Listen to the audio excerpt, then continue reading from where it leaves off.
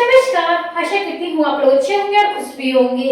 आज बीडीएस पे रोशनी मैम फिर से आप लोगों को लेकर आ चुकी है बीएड फर्स्ट ईयर से रिलेटेड कुछ क्वेश्चन यानी वीवीआई क्वेश्चन, जिसमें आप लोगों को बताया जाएगा कैसे लिखनी है और किस तरीके से आप लोगों को एग्जाम कॉपी में जो आंसर होगी वो लिखनी है। तो चलिए हम लोग सबसे पहले जानेंगे जिनका सेशन 25 से 27 से 26 से 28 से मैं उन सारे विद्यार्थियों के लिए करा रही हूँ क्लास, वो भी फ्री मुफ्त।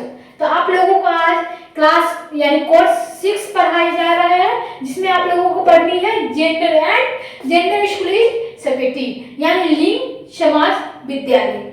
यानी आप लोगों को लिंग के बारे में यहाँ पे पता चलेगा, समाज में किस प्रकार की भेदभाव होती है वो पता चलेगा, और विद्यालय में भी जो लिंग के लेकर क्या भेदभाव होती है वो सारी क्वेश्चन का आंसर मिलेगा। तो आप लोगों को आज मैं यूनिट 1 से पढ़ाने वाली हूँ, और जो भी बच्चे हमारे बिहार यूनिवर्सिटी से बीएड कर रहे हैं या उत्तर प्रदेश से, ये दोनों के लिए ही सेम क्वेश्चन रहने वाला है। बस आप लोगों का जो होगा सेशन चेंज भी नहीं होगा, सेशन भी आप लोगों का सेम ही रहेगा। बस आप लोगों को क्या करनी है, तैयारी सेम करनी है। यानी आप लोग बिहार से हो या यूपी से हो, आप लोगों के लिए दोनों के लिए सेम ही क्लास चलेगी। आप लोग वहाँ भी तैयारी कर सकते हो और यहाँ जो बिहार यूनिवर्सिटी वाले हैं वो भी तैयारी कर सकते हैं। तो चलिए आज हम लोग चलते हैं क्वेश्चन पे। क्वेश्चन क्या है, तो आप लोगों के सामने सबसे पहले क्वेश्चन क्या है, तो क्वेश्चन है आप लोगों को एक ही क्वेश्चन बताया जाएगा, लेकिन आप लोगों को यहाँ पे क्या बताया जाएगा, नारी अध्ययन से परिप्रेक्षणीय बदलाव पर एक निबंध लिखे। क्या लिखनी है, तो आप लोगों को बता दूं यहाँ पे निबंध लिखनी है। तो ठीक है, तो निबंध लिखनी है आप लोगों को जो नारी अध्ययन के परिप्रेक्षणीय है उसके बदलाव पर जो निबंध आप लोगों को लिखनी है, किस प्रकार लिखनी है, सारे क्वेश्चन का अपडेट आप लोगों को इसी वीडियो में इसी क्लास में आप लोगों को मिलने वाली है। तो आप लोग बेहतरीन तरीके से पूरे क्लास को ज्वाइन करें और पूरे क्लास को वॉच करें, यानी बीच में आप लोगों को छोड़ के आप लोग वहां पर चले जाते हो, ऐसे नहीं है। इससे आप लोगों को समझने में थोड़ी दिक्कत होगी। फिर आप लोग ये नहीं बताइए कि आप लोगों को रोशनी मैम ने आप लोगों को कुछ बताया ही नहीं, कुछ समझाया ही नहीं, तो इसमें मेरी गलती कोई भी नहीं रहेगी। यानी आप लोग पूरा क्लास को ज्वाइन नहीं कीजिएगा, फिर भी आप लोगों को तब तक नहीं समझ में आएगा। चलिए हम लोग चलते हैं क्वेश्चन की ओर। तो क्वेश्चन क्या है, नारी अध्ययन से परिप्रेक्षणीय बदलाव पर एक निबंध लिखे। इसका सबसे पहले हम लोग किसी क्वेश्चन का आंसर किस प्रकार लिखते हैं, हम लोग क्या क्वेश्चन था, तो नारी अध्ययन के परिप्रेक्षणीय बदलाव पर निबंध लिखे। तो हम लोग क्या लिखेंगे, तो निबंध लिखने से पहले हम लोग किसी भी क्वेश्चन का आंसर देने से पहले क्या लिखते हैं, परिचय लिखते हैं, फिर परिभाषा लिखते हैं और उसके बाद में विशेषता और कारण लिखते हैं। तो चलिए हम लोग पहले देख लेते हैं क्या, परिचय। तो परिचय क्या है, समाज में स्त्रियों की स्थिति, भूमिका और अधिकारों को लेकर लंबे समय तक अध्ययन पुरुष केंद्रित दृष्टिकोण से किया जाता है। यानी किससे किया जाता है, तो पुरुष केंद्रित दृष्टिकोण से किया जाता है। इसी इतिहास, समाजशास्त्र, अर्थशास्त्र और राजनीति तथा जो शिक्षा जैसे विषयों में महाविद्यालय को तो गौण रूप में प्रस्तुत किया गया है, यानी जो पुनः अपेक्षित रखा गया है। इसीलिए असंतुलन के परिणाम स्वरूप नारी अध्ययन का उदय हुआ है। नारी अध्ययन न केवल स्त्रियों की समस्या को सामने लाया है, बल्कि ज्ञान के और अध्ययन की भी समस्याओं को सामने लाया है। यानी हम लोग क्या जानेंगे परिचय में, तो हम लोग जानेंगे समाज में स्त्रियों की स्थिति, भूमिका और अधिकारों को लेकर लंबे समय तक अध्ययन पुरुष केंद्रित दृष्टिकोण से किया जाता है। इतिहास, समाजशास्त्र, अर्थशास्त्र, राजनीति तथा शिक्षा जैसे विषयों में महिलाओं को तो गौण रूप में प्रस्तुत किया गया है, यानी गृहिणी के रूप में प्रस्तुत की गई है या पुनः अपेक्षित रखा गया है। इसी असंतुलन के परिणाम स्वरूप नारी अध्ययन का उदय हुआ। नारी अध्ययन न केवल स्त्रियों को समस्याओं को सामने लाया है, बल्कि ज्ञान और अध्ययन की भी आगे आप लोग अध्ययन की परिप्रेक्षणीय जो है बदलाव का अर्थ भी परिप्रेक्षणीय बदलाव में अस्थायी ज्ञान को भी देखने को, समझने को और विश्लेषण करने की दृष्टि के परिवर्तन है। यानी जो है आप लोगों के सामने मैं बता रही थी जो आप लोगों को अध्ययन परिप्रेक्षणी के बदलाव में अर्थ का अध्ययन भी परिप्रेक्षणी बदलाव का आशय ज्ञान को देखने समझने और विश्लेषण करने की दृष्टि को भी परिवर्तन है। यानी हम लोग जान चुके हैं, क्या आप लोगों को परिचय में बढ़िया तरीके से समझ गए होंगे। अब हम लोग जानेंगे क्या, तो अब हम लोग जानेंगे परिभाषा परंपरागत के अध्ययन में, यानी क्या है, तो पुरुष अनुभव को सार्वभौमिक माना गया है, स्त्री को अपवाद या पूरक के रूप में देखा गया है। नारी अध्ययन ने इस सोच को चुनौती दी और अध्ययन के केंद्र में स्त्रियों अनुभव, स्त्री दृष्टि और स्त्री संघर्ष के स्थापित किया। क्या किया, तो स्त्री जो है दृष्टि को स्त्री संघर्ष में स्थापित किया। यानी आप लोगों को जो है परिभाषा यहाँ पे परंपरा के अनुसार जो है यहाँ पे दिखलाई गई है। यानी आप लोग परंपरागत के अनुसार भी परिभाषा देखिए। और क्या जानेंगे, नारी अध्ययन में, यानी नारी अध्ययन से उत्पन्न प्रमुख अध्ययन परिपक्षीय बदलाव, यानी किस प्रकार की बदलाव हुआ है जो नारी अध्ययन के उत्पन्न में है, तो वो है अध्ययन जो परिपक्षीय बदलाव क्या क्या है। तो पहला पॉइंट है पुरुष केंद्रित दृष्टिकोण में स्त्रियों केंद्रित के ओर पहले से समाज में अध्ययन पुरुषों की भूमिकाओं को आधार किया गया है। यानी क्या किया गया है, तो पुरुषों केंद्रित दृष्टिकोण में स्त्रियों केंद्रित की ओर पहले से समाज का अध्ययन पुरुष की भूमिकाओं के आधार पर किया गया है। यानी जो स्त्रियों की केंद्रित जो किसके भूमिका पर की गई है, तो पुरुष के अध्ययन पे भूमिका के आधार पर किया गया है। यानी एक स्त्री पुरुष के बिना अधूरा है। चलिए, नारी के अध्ययन ने यह सिद्ध किया है कि स्त्री का अनुभव भिन्न है, इसीलिए उसका अध्ययन भी अलग दृष्टि से आवश्यकता है। यानी क्या कहा गया है, नारी के अध्ययन ने सिद्ध किया है कि स्त्री का अनुभव भिन्न है, इसीलिए उसका अध्ययन भी अलग दृष्टिकोण से आवश्यकता है। यानी आप लोग यहाँ पे जान चुके हैं कि नारी अध्ययन के उत्पन्न प्रमुख अध्ययन परिपक्षीय बदलाव और नारी अध्ययन के ने यह सिद्ध किया है, क्या सिद्ध किया है, तो स्त्री का अनुभव भिन्न है, इसीलिए उसका अध्ययन भी अलग दृष्टि से आवश्यकता है। यानी इसमें आप लोगों का इसी का पढ़ना है। और दूसरा हम लोग जानते हैं, दूसरा क्या है, तो दूसरा आप लोगों के सामने प्रस्तुत की गई है। अगर आप लोगों ने अभी तक क्लास को ज्वाइन नहीं किया तो जल्दी जाइए क्लास को ज्वाइन कीजिए और वीडियो को आगे बढ़ाइए। चलिए, आप लोगों को यहाँ पे क्या बताई जाएगी, दूसरा नंबर अदृश्य श्रम से दृश्य श्रम की ओर, यानी अदृश्य श्रम से दृश्य श्रम की ओर जानी है।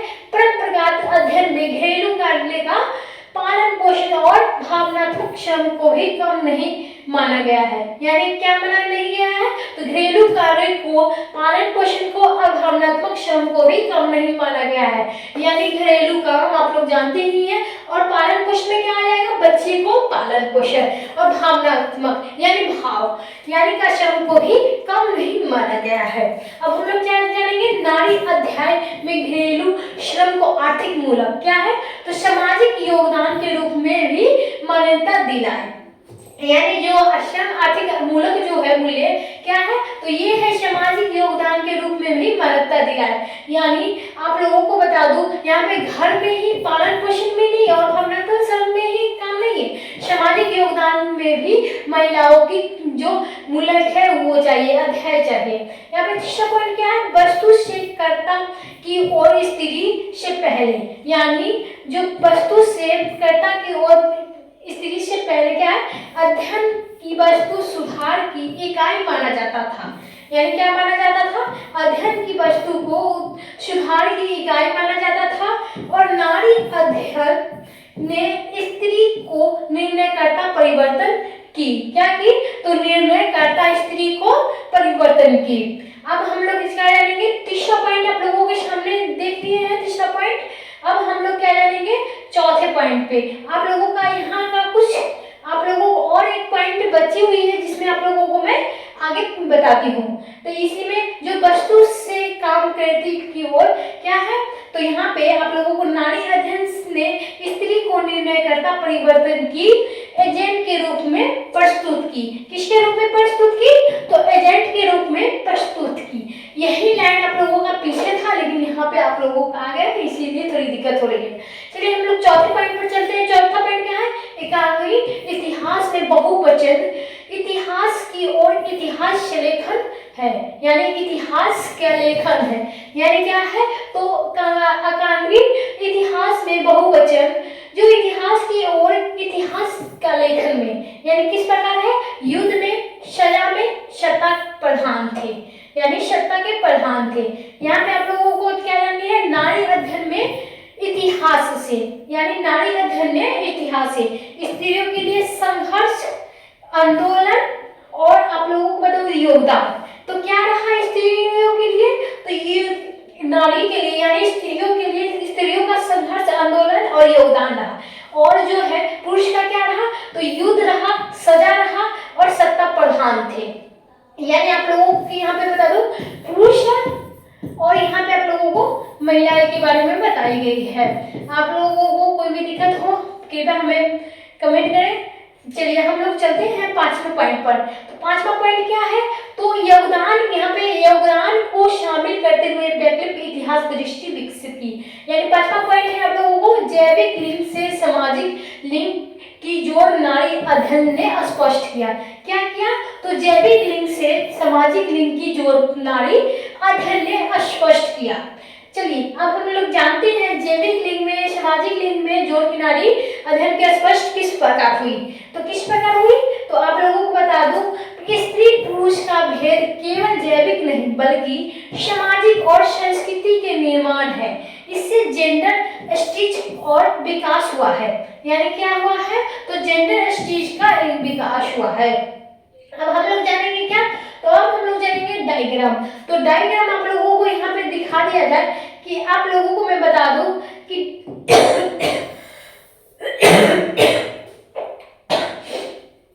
अगर आप लोग डायग्राम नहीं बनाते तो आपका 5 से 10 नंबर कट सकता है, यानी कटअप आपका चल जाएगा क्या? 5 से 10 नंबर। अगर आप लोग ये बढ़िया तरीके से डायग्राम बनाते हैं तो आप लोगों का ये जो है जुड़ जाएगा। तो आप लोगों का है यहाँ पे 5 से 10 नंबर मिल जाएगा, हो सकता है। यानी आप लोगों का कुल एग्जाम क्या होगा? तो 16 नंबर का एक क्वेश्चन होता है, यानी आप लोगों का 5 क्वेश्चन करने वाला है। लेकिन आप लोगों को जेंडर से है, यानी लिंग, समाज और विद्यालय से आप लोगों को सिर्फ 2 ही क्वेश्चन करने वाली है, जिसमें आप लोगों का 1 नंबर 16 नंबर यानी कर होता है। यानी आप लोगों का जो 50 नंबर का ही होता है, यानी 30 नंबर का जो है आप लोगों का जो है कॉलेज लेगा, यानी 20 नंबर का कॉलेज लेगा और सेंटर लेगा 30 नंबर का। चलिए हम लोग अब जानते हैं अपेक्षा मतलब पर डायग्राम। तो डायग्राम क्या है? तो परम प्रकार के अध्ययन दृष्टि, यानी इसे एक भाग में बांट दिया गया है पुरुष केंद्रित विचार में। यानी क्या है? परम प्रकार अध्ययन से दृष्टि जो है उसे क्या बना? पुरुष केंद्रित विचार। और पुरुष केंद्रित विचार से क्या बना? स्त्री की अपेक्षा। स्त्री की अपेक्षा से क्या हुआ? तो नारी अध्ययन का उदय हुआ। और नारी अध्ययन के उदय से क्या हुआ? स्त्री केंद्रित दृष्टिकोण बना। आप लोग जान चुके हैं कि यहाँ पे परंपरागत अध्ययन दृष्टि से क्या बना? पुरुष केंद्रित विचार। उसके बाद जो बना वो बना स्त्री की अपेक्षा। उसके बाद क्या बना? तो नारी अध्ययन का उदय। उसके बाद जो बना तो स्त्री केंद्रित दृष्टिकोण। और स्त्री दृष्टिकोण केंद्रित दृष्टिकोण से बना समावेशी एवं समानता मूलक की अध्ययन। क्या बन गया? तो बन गया समावेशी एवं समानता मूलक के अध्ययन। अब आप लोग डायग्राम बढ़िया तरीके से समझ गए होंगे और बढ़िया तरीके से इसी प्रकार आप लोग अपने कॉपी में बना लेंगे, ताकि आप लोगों का जो कॉपी होगा बढ़िया लगेगा, एक पेज कवर होगा और बढ़िया तरीके से दिखने में भी लगेगा। और ये सारी बात आप लोगों को जब तक याद रहेगी, क्योंकि तब तक आप लोगों का डायग्राम याद रहेगा जब तक आप लोगों का सारी बात याद रहेगी। यानी आप लोगों को परिचय में किस प्रकार लिखनी है, प्रमुख क्या लिखनी है, विशेषता क्या लिखनी है, कारण क्या लिखनी है, ये सारी आप लोगों को इसी में बताया चल जाएगी। अब हम लोग चलते हैं क्या? तो अब हम लोग चलते हैं यहाँ पे शिक्षा और समाज का प्रभाव। शिक्षा और समाज में किस तरह के प्रभाव पड़ते हैं, चलिए हम लोग थोड़ी बात कर लेते हैं शिक्षा और समाज के प्रभाव पे। तो यहाँ पे आप लोगों को पाठ्यक्रम, यानी पहला पॉइंट आ जाएगा पाठ्यक्रम में परिवर्तन। महिलाओं से संबंधित विषयों में वृद्धि, लैंगिक संवेदनशील में समावेश। यानी क्या है? तो पाठ्यक्रम में परिवर्तन किस प्रकार होती है? तो महिलाओं से संबंधित विषयों की वृद्धि में लैंगिक सृजनशीलता की समावेश। और दूसरा पॉइंट क्या आ जाएगी, तो दूसरा पॉइंट आ जाएगी शोध पद्धति में बदलाव। यानी शोध पद्धति में बदलाव क्या हुआ, तो गुणात्मक अध्ययन हुआ, जीवन कथा हुआ और अनुभव आधारित शोध हुआ। क्या हुआ, तो शोध की पद्धतियों में बदलाव किस प्रकार हुए, तो गुणवत्ता के अध्ययन हुआ, जीवन कथाएं हुए और अनुभव आधारित शोध हुआ। आप लोग जान चुके हैं कि शिक्षा और समाज में किस प्रकार के प्रभाव पड़ते हैं। अब हम लोग जानते हैं इसी में तीसरा पॉइंट, हम लोग क्या जानेंगे, शिक्षा और समाज में किस प्रकार के प्रभाव पड़ते हैं, उसमें तीसरा पॉइंट, जिसमें आप लोगों को सामाजिक चेतना और का विकास हुआ। सामाजिक चेतना में किस तरह के विकास हुआ, तो वो हुआ लैंगिक समानता और महिलाएं अधिकार और शक्तिकरण की अवधारणा। यानी जो सामाजिक में चेतना का विकास हुआ, प्रभाव किस प्रकार के हुआ, तो लैंगिक समानताएं, महिलाएं अधिकार और शक्तिकरण की अवधारणा। अब चलते हैं नारी अध्ययन की सीमाएं पे।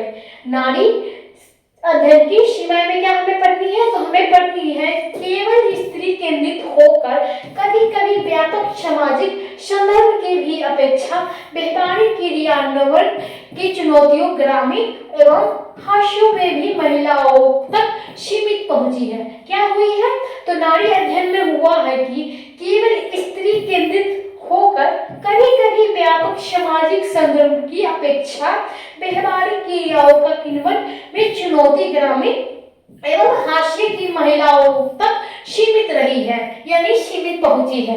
आप लोग जान चुके हैं कि नारी अध्ययन क्या की सीमा है, शिक्षा और विद्यालय में क्या है, यहाँ पे आप लोग शिक्षा और समाज में क्या प्रभाव हुआ, सामाजिक चेतना में क्या विकास हुआ। अब हम लोग जानेंगे निष्कर्ष, लास्ट और अंतिम, जो आप लोगों को इस प्रकार में समझानी है, जिसे आप लोग डायग्राम के बाद आप लोग निष्कर्ष लिखिएगा जरूर, जिसमें आप लोगों का 5 से 10 नंबर कट भी सकता है नहीं लिखने पे। तो इसलिए आप लोग 2 लाइन लिखिए, 4 लाइन लिखिए, लेकिन लिखिए जरूर।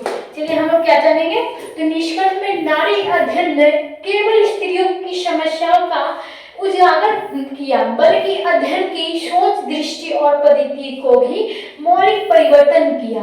किसने यह सिद्ध किया कि समाज को समझने के लिए केवल एक दृष्टिकोण प्राप्त नहीं, नारी अध्ययन द्वारा उत्पन्न अध्ययन परिप्रेक्ष्यों का बदलाव ने ज्ञान को भी अधिक समावेशी, मानवीय और न्यायपूर्ण बनाया है। क्या बनाया है, तो केवल एक दृष्टिकोण प्राप्त नहीं, नारी अध्ययन द्वारा उत्पन्न अध्ययन परिप्रेक्ष्यों बदलाव ने ज्ञान को अधिक समावेशी, मानवीय, न्यायपूर्ण बनाया है। आज के लोकतांत्रिक और समानता मूलक समाज के निर्माण में नारी अध्ययन की भूमिका अत्यंत महत्वपूर्ण है। यानी आपको बता दो, आज के समाज में नारी की जो भूमिका होती है वो अत्यंत महत्वपूर्ण होती है। यानी आप लोगों को जो है क्वेश्चन समझ में आ गई होगी, आप लोगों को बढ़िया लगा होगा क्लास, तो हमारे क्लास को ज्वाइन कीजिए।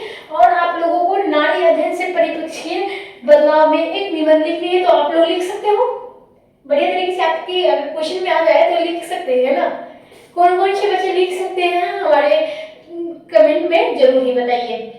चलिए बस आज के लिए बस इतना ही, अगले दिन फिर से लेके आओगे भी क्वेश्चन, जिसमें आप लोगों को बीएड से संबंधित हर एक अपडेट मिलेगी, हर एक महत्वपूर्ण क्वेश्चन होगी, जिसमें आप लोगों को परीक्षा में आना है तो आना है। चलिए धन्यवाद।